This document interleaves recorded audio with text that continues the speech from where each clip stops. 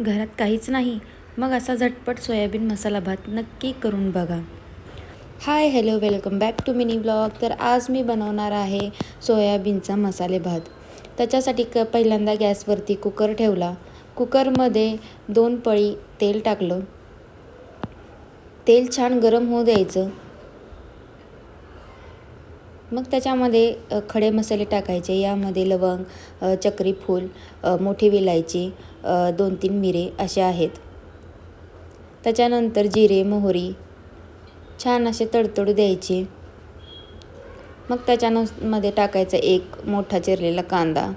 कांदा छान असा फ्राय करून घ्यायचा लाल होईपर्यंत. जास्त करपवायचा नाही, मीडियम गॅसवरतीच आपल्याला कांदा फ्राय करायचा आहे.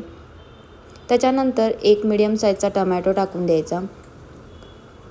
टमॅटो टाकल्यानंतर लगेचच आलं लसूण पेस्ट, 2 चमचा दही टाकलं. दह्याने काय होतं की छान अशी बिर्याणीसारखी टेस्ट येते, म्हणून दही टाकलं.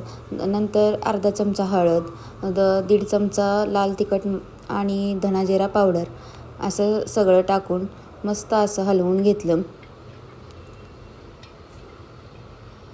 टाकलेल्या सगळ्या या मसाल्यांना तेल सुटेपर्यंत फ्राय करून घ्यायचं.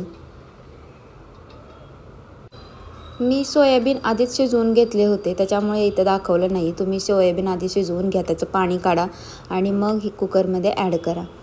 सोयाबीन छान असं मसाल्यामध्ये मिसळून घ्यायचं. थोडीशी कसुरी मेथी टाकते मी इथे.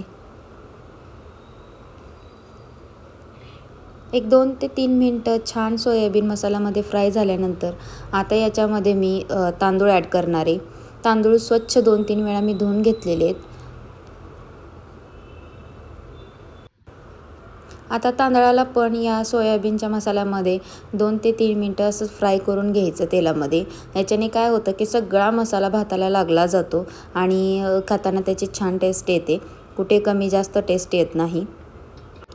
त्यानंतर मी पाणी ॲड करते. तर इथे मी 1 ग्लास तांदळाला 2 ग्लास पाणी ॲड करते. चवीनुसार मीठ टाकून घ्यायचं. मग कुकर बंद करून 3 शिट्ट्या काढून घ्यायच्या. तर झाला आपला सोयाबीन मसाला भात तयार. तर कसा वाटला हा व्हिडिओ मला नक्कीच कमेंट करून सांगा. आवडल्यास लाईक, शेअर आणि सबस्क्राईब करायला विसरू नका. भेटूया अशाच नवीन व्हिडिओमध्ये. तोपर्यंत बाय बाय.